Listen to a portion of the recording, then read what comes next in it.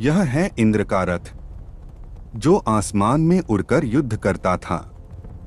देवताओं के राजा इंद्र का रथ अत्यंत तेज और दिव्य माना जाता है। कहा जाता है कि यह रथ आकाश में उड़ सकता था और इसकी गति बिजली से भी तेज थी।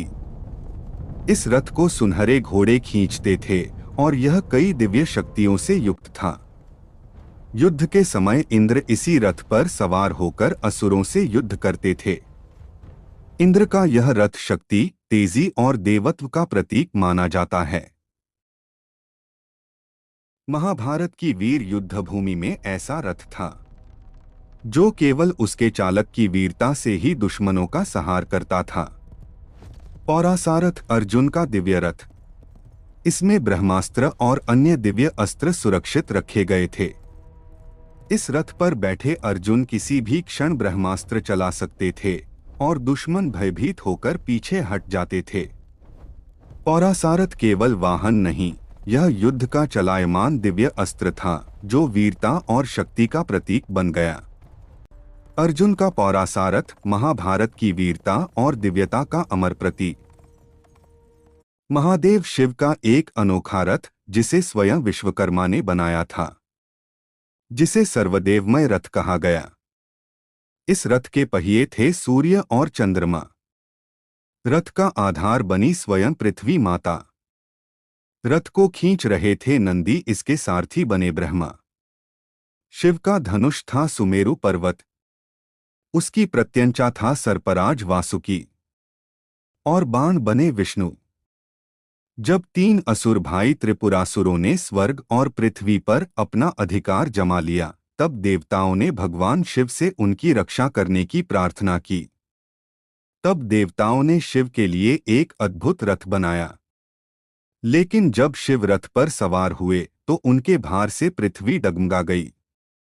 तब महादेव ने बिना बाण चलाए केवल एक अट्टहास से ही त्रिपुर के तीनों नगरों को भस्म कर दिया।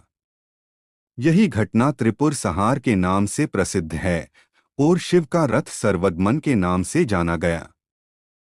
प्राचीन ग्रंथों में भगवान कृष्ण के दिव्य रथ का भी वर्णन मिलता है। इस रथ को गरुड़ध्वज रथ कहा जाता था। इस रथ की ध्वजा पर भगवान विष्णु के वाहन गरुड़ का चिन्ह बना होता था, इसलिए इसे गरुड़ध्वज कहा गया। कहा जाता है कि यह रथ अत्यंत तेज गति से चलने वाला और दिव्य शक्ति से युक्त था। युद्धभूमि में जब कृष्ण इस रथ पर सवार होते थे तो यह विजय और धर्म का प्रतीक माना जाता था। महाभारत के समय भगवान कृष्ण स्वयं सारथी बनकर अर्जुन के रथ को चला रहे थे, लेकिन उनका अपना दिव्य रथ गरुड़ध्वज के नाम से प्रसिद्ध था। गरुड़ध्वज रथ केवल एक वाहन नहीं, बल्कि शक्ति, धर्म और दिव्यता का प्रतीक माना जाता है। लाइक और सब्सक्राइब करें।